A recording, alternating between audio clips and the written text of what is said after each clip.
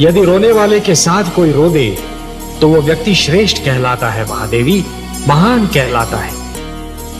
दूसरों के दुख को अपना दुख तो केवल वही व्यक्ति समझ सकता है जिसका हृदय दर्पण की भांति स्वच्छ हो।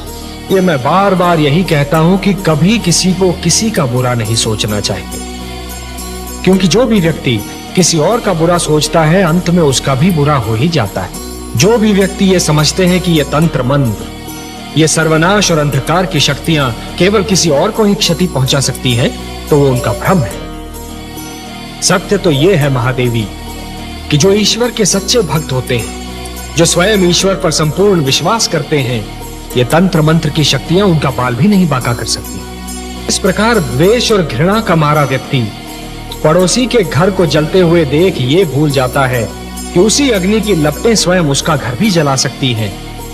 उसी प्रकार जो व्यक्ति तंत्र मंत्र में विश्वास करता है, वो ये भूल जाता है कि यही तंत्र मंत्र की शक्तियां स्वयं उसका भी सर्वनाश कर सकती हैं। सत्य तो ये है महादेवी कि स्वयं मैं अपने भक्तों के वश में हूं। अपने प्रेम से, अपने विश्वास से, अपनी भक्ति से और अपनी श्रद्धा से मेरे सारे भक्त बार बार मुझे उनकी सहायता करने के लिए विवश करते रहे हैं और करते रहेंगे। और मुझे अपनी इस विवशता पर कितनी प्रसन्नता होती है, इसका मैं क्या वर्णन करूं महादेवी, इसका मैं क्या वर्णन करूं महादेवी। कि जिस प्रकार जब एक पुरुष भटक जाता है तो केवल एक ही व्यक्ति भटकता है, परंतु जब एक नारी के पैर डगमगाने लगते हैं तो समस्त परिवार डगमगा जाता है। उसी प्रकार जब एक शिष्य भटकता है तो केवल एक ही छात्र भटक जाता है, परंतु जब एक गुरु भटक जाता है महादेवी तो समस्त छात्र समाज भटक जाता है। महादेवी, जो मृत्यु से डरते हैं वो जीवन जीने के लिए सिद्धांतहीन समझौते करने लगते हैं, और ऐसा सिद्धांतहीन जीवन मृत्यु से भी बुरा होता है महादेवी।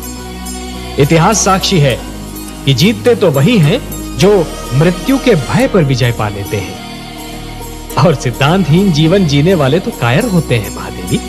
आपने सत्य कहा कमल नयन, मृत्यु से क्या भयभीत होना, वो तो एक दिन आकर ही रहेगी, किंतु मृत्यु के भय से जीवन का सुख चैन खोना मूर्खता है। जिस प्रकार अग्नि सूखी लकड़ी को सरलता से जला देती है, उसी प्रकार क्रोध सुंदर भावनाओं को सहजता से भस्म कर देता है।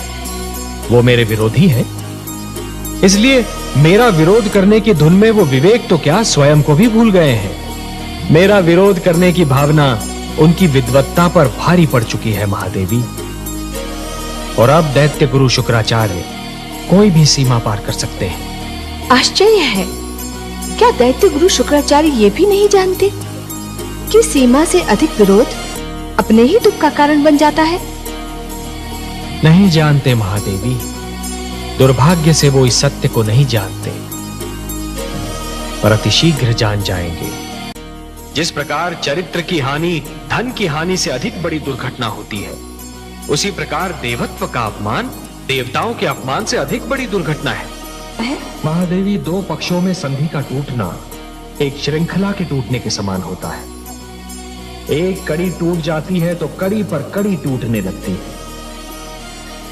महादेवी, मोती जिस डोर में पिरोए हुए होते हैं, यदि वो डोर ही टूट जाए तो सारे के सारे मोती भूमि पर बिखर जाते हैं, और इन बिखरे हुए मोतियों को दोबारा समेटना और फिर से उसी डोर में पिरोना ये सरल कार्य नहीं होता महादेवी। जानती हूँ कमल नयन, बसी बसाई नगरी को उजाड़ना सरल कार्य होता है, उसी नगरी को फिर से बसाना बहुत कठिन होता है। वर्ष और पीढ़ियां बीत जाती हैं उसे बसाने में। सत्य कहा महादेवी, समझौते का तोड़ना सदैव शत्रुता को जन्म देता है, और शत्रुता एक ऐसा विषैला पौधा है जिस पर केवल द्वेष के पुष्प और संदेह के कांटे ही उगते हैं, और ये द्वेष और संदेह कई पीढ़ियों तक अपना रंग दिखाते रहते हैं। पर ये जान लीजिए कि सृष्टि की हर वस्तु किसी न किसी सीमा में बंधी हुई है।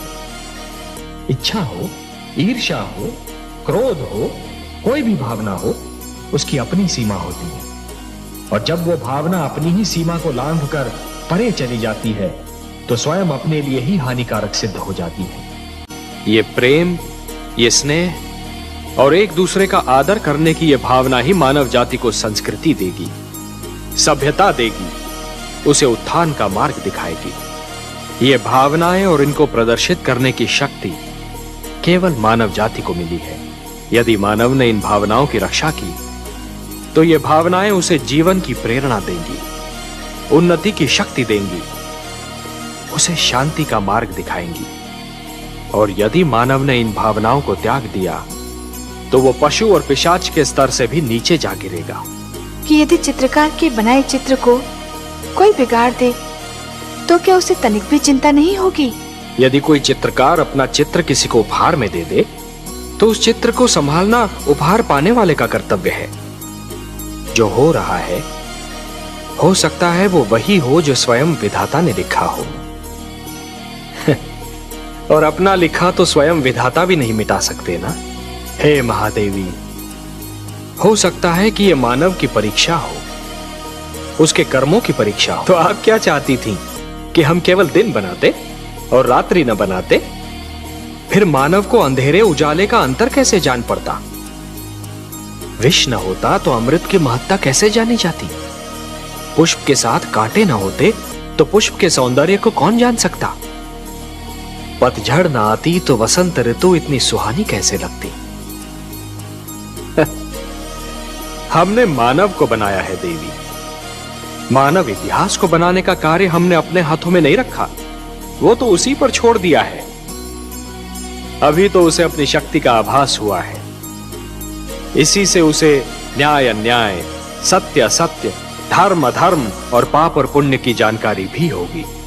हमने बुद्धि दी है मानव को, विवेक दिया है उसे। यदि असत्य और अधर्म अपनी सीमा को पार कर गए, यदि धर्म की हानि होने लगी तो हम स्वयं धरती पर जाएंगे। हम वचनबद्ध हैं।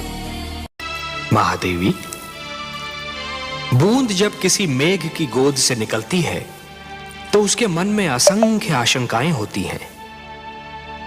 सोचती है कि उसका अंत क्या होगा। क्या वो किसी मरुस्थल की सुलगती रेत पर गिरेगी और सूख जाएगी, या किसी सुलगते अंगारे पर गिरेगी और भस्म हो जाएगी, या फिर किसी कांटे पर गिरेगी और उसका शरीर छलनी हो जाएगा? क्या होगा उसका अंत? परंतु जब वो किसी सीप के मुख में गिरती है और मोती बन जाती है, तब उसे यह ज्ञान होता है कि उसकी यात्रा शुभ थी। परिवार मानव समाज की सबसे छोटी परंतु सबसे महत्वपूर्ण इकाई है। हमने पृथ्वी पर रहने वालों के लिए कुछ नियम दिए हैं और उनके अनुसार एक पिता परिवार का स्वामी होता है। पुत्र को प्यार देना, उसका संरक्षण करना पिता का कर्तव्य है। एक पिता ब्रह्मा भी होता है और विष्णु भी। वो जन्म भी देता है और पुत्र का पालन पोषण भी करता है। देवी, संघर्ष का संबंध आयु से नहीं, इच्छा शक्ति और मन की लगन से होता है। भड़कती हुई ज्वाला पहले छोटी सी चिंगारी ही होती है। माना कि ध्रुव सर्वस्व त्याग कर मेरा दर्शनाभिलाषी है देवी, परंतु जो मेरे साधारण भक्त हैं उनका भी तो मुझ पर अधिकार है। आप तो जानती हैं देवी कि जो भी सच्चे मन से मुझे पुकारे मैं उसी का हो जाता हूं। तो फिर यह कैसे संभव है देवी कि मैं अपने असंख्य भक्तों को भूलकर केवल एक बालक को कृतार्थ करूं? देवी, सूर्य अपना प्रकाश बांटते समय राजा के महल और दीन की कुटिया में अंतर नहीं करता। वर्षा का बादल मधुवन पर बरसता है तो मरुस्थल की प्यास भी बुझाता है। तो फिर यह कैसे संभव है देवी कि मैं अपने भक्तों में पक्षपात करूं? हे महादेवी, ये मत भूलिए कि ईश्वर भी ईश्वरत्व के नियम से बंधा है और ईश्वरत्व का नियम है समानता। मेरी दृष्टि में समस्त मानव जाति समान है।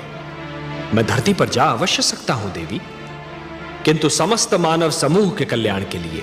महादेवी, जिस प्रकार जब जल माटी को गीला कर देता है तो माटी में से सुंदर अंकुर फूटते हैं, उसी प्रकार जब भक्ति मन को उदार बना देती है तो मन में सुंदर विचारों का जन्म होता है। जिस प्रकार वर्षा फूल पर जमी हुई धूल को धोकर फूल को स्वच्छ और निर्मल बना देती है, उसी प्रकार जब श्रद्धा मन को छूती है तो मन को पवित्र और उज्जवल बना देती है। यदि ऐसी स्थिति बन जाए कि दो परस्पर विरोधी गुटों की लड़ाई में दोनों ही पक्षों के केवल निर्दोष और असहाय तत्व ही अत्याचार और आतंक के लक्ष्य बन जाएं, तो हर उदार मन तड़प उठता है। जिस प्रकार दीपक जिस अंधकार को मिटाता है, वो अंधकार उसी के नीचे जा छुपता है, उसी प्रकार कभी कभी सत्य को असत्य के नीचे और पुण्य को पाप के नीचे ही शरण मिलती है।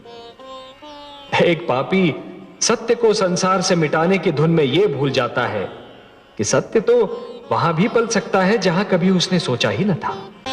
जिस प्रकार चरित्र की हानि धन की हानि से अधिक बड़ी दुर्घटना होती है, उसी प्रकार देवत्व का अपमान देवताओं के अपमान से अधिक बड़ी दुर्घटना है। महादेवी, दो पक्षों में संधि का टूटना एक श्रृंखला के टूटने के समान होता है। एक कड़ी टूट जाती है तो कड़ी पर कड़ी टूटने लगती है। महादेवी, मोती जिस डोर में पिरोए हुए होते हैं, यदि वो डोर ही टूट जाए तो सारे के सारे मोती भूमि पर बिखर जाते हैं। और इन बिखरे हुए मोतियों को दोबारा समेटना और फिर से उसी डोर में पिरोना यह सरल कार्य नहीं होता महादेवी। जानती हूँ कमल नयन, बसी बसाई नगरी को उजाड़ना सरल कार्य होता है, उसी नगरी को फिर से बसाना बहुत कठिन होता है। वर्ष और पीढ़ियां बीत जाती हैं उसे बसाने में। सत्य कहा महादेवी। समझौते का तोड़ना सदैव शत्रुता को जन्म देता है, और शत्रुता एक ऐसा विषैला पौधा है जिस पर केवल द्वेष के पुष्प और संदेह के कांटे ही उगते हैं। और ये द्वेष और संदेह कई पीढ़ियों तक अपना रंग दिखाते रहते हैं। पर यह जान लीजिए कि सृष्टि की हर वस्तु किसी न किसी सीमा में बंधी हुई है। इच्छा हो, ईर्ष्या हो, क्रोध हो, कोई भी भावना हो, उसकी अपनी सीमा होती है। और जब वो भावना अपनी ही सीमा को लांघकर परे चली जाती है, तो स्वयं अपने लिए ही हानिकारक सिद्ध हो जाती है।